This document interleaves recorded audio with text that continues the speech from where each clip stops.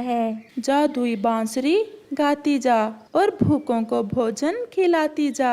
और उस बांसुरी को बजाता है। फिर क्या था, वहाँ तो उस जादुई बांसुरी के कारण भोजन ही भोजन आ जाता है। वो दोनों पति पत्नी भोजन खाते हैं और भगवान का शुक्र करते हैं कि उन्हें वो जादुई बांसुरी मिल गई।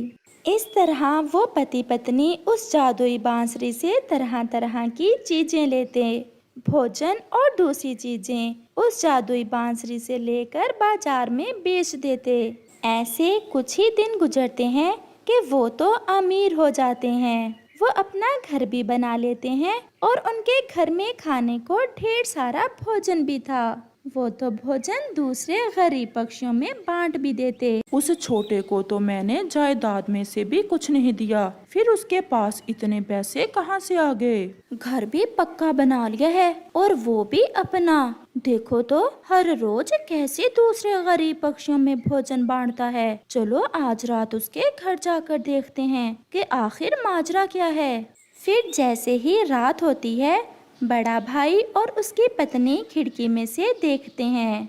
जादुई बांसुरी गाती जा और मुझे चावल देती जा।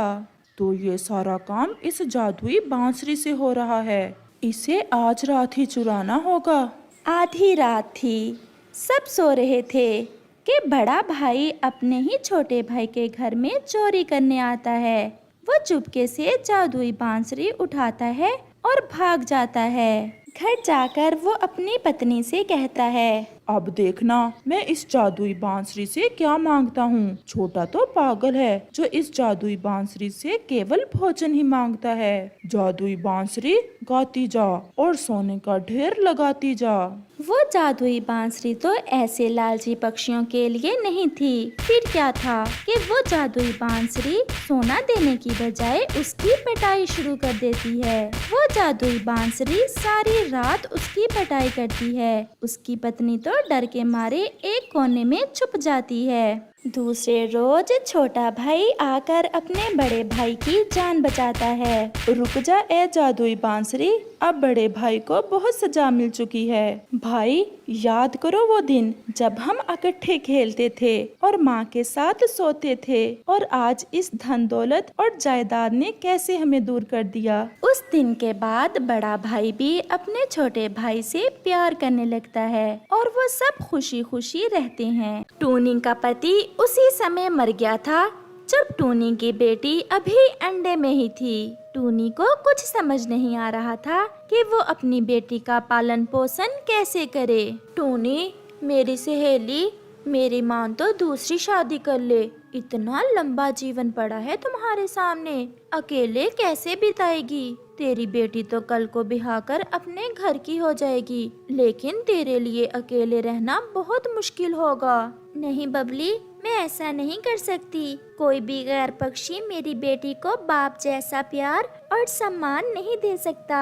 मेरे जीवन का मकसद तो सिर्फ मेरी बेटी है। मुझे चिंता है तो सिर्फ इस बात की कि मैं अपने घर को कैसे चलाऊं। मेरे पति ने जो पैसे जमा कर रखे थे वो भी अब खत्म होने वाले हैं। मैं कोई ऐसा काम करना चाहती हूँ कि मुझे घर से बाहर न जाना पड़े। मेरी बेटी आज तो छोटी है लेकिन कल बड़ी हो जाएगी। जमाना बहुत खराब है। मैं अपनी बेटी को घर में अकेला कभी नहीं छोड़ सकती। फिर तो घर में तुम एक ही काम अच्छे से कर सकती हो। मेरी सहेली, बताओ ना कौन सा काम? तुम सिलाई का काम शुरू कर लो। लेकिन बबली, मुझे तो सिर्फ सादा सादा से कपड़े सिलाई करना आते हैं। तुम तो जानती हो ये मॉडर्न जमाना है, पक्षियों को डिजाइनिंग वाले कपड़े ही पसंद आते हैं। तो इसमें कौन सा मुश्किल काम है? आजकल इंटरनेट का दौर है। कौन सी ऐसी चीज है जो तुम घर में बैठकर सीख नहीं सकती? तुम YouTube पर सर्च करके हर तरह की डिजाइनिंग सीख सकती हो।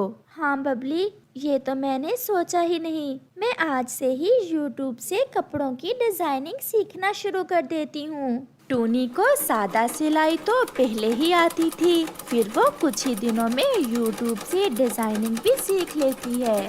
और फिर समय के साथ पूरे जंगल में टूनी की सिलाई मशहूर हो जाती है। अब टूनी घर में बैठकर सिलाई भी कर लेती और अपनी बेटी का अच्छे से ध्यान भी रख लेती। गुड़िया भी अब थोड़ा बड़ी हो गई थी। वो पढ़ाई में बहुत ज़हीन थी। वो पढ़ाई करने के बाद फारग समय अपनी माँ के पास बैठी रहती और उसे कपड़े सिलाई करते देखती रहती। ऐसे ही एक दिन टूनी कपड़े सिलाई कर रही थी कि उसका पंख सिलाई मशीन की सुई में आ जाता है और उसका पंख घायल हो जाता है। गुड़िया अपनी मम्मा को जल्दी से बुलबुल डॉक्टर के पास ले जाती है। बुलबुल टूनी के पट्टी करती है। चिंता वाली कोई बात नहीं है, बस पट्टी हर रोज करवानी है और 2 हफ्ते इस पंख के साथ कोई काम नहीं करना। लेकिन बुलबुल डॉक्टर जी, अगर मैं सिलाई नहीं करूंगी तो पक्षी तो मेरे साथ बहुत गुस्सा हो जाएंगे। आपको तो पता है दिवाली भी आने वाली है, मुझे हर हाल में सिलाई का काम करना ही होगा। अगर जख्म में इन्फेक्शन बढ़ गया तो पंख काटना भी पड़ सकता है। फिर टूनी निराश होकर अपने घर वापस आ जाती है। गुड़िया बेटा, अब क्या होगा? अगर पक्षियों के कपड़े समय पर ना दिए तो वो तो मुझसे बहुत गुस्सा हो जाएंगे और दोबारा मुझसे सिलाई भी नहीं करवाएंगे। माँ, अगर मैं कहूँ कि मैं भी कपड़े सिलाई कर सकती हूँ तो क्या आप मेरा विश्वास करेंगी? बेटी, ऐसे कैसे तू सिलाई कर सकती है? तूने कौन सा सिलाई सीखी है? माँ, जब आप सिलाई करती थी तो मैं आपके पास बैठकर सब देखती रहती थी। मुझे सिलाई अच्छे से आती है, आप मेरा विश्वास करें। बेटी, अगर पक्षियों के कपड़े खराब हो गए तो हम नुकसान कैसे भरेंगे? माँ, आप देखना, पक्षी खुश होकर आपको सिलाई ज्यादा ही देकर जाएंगे।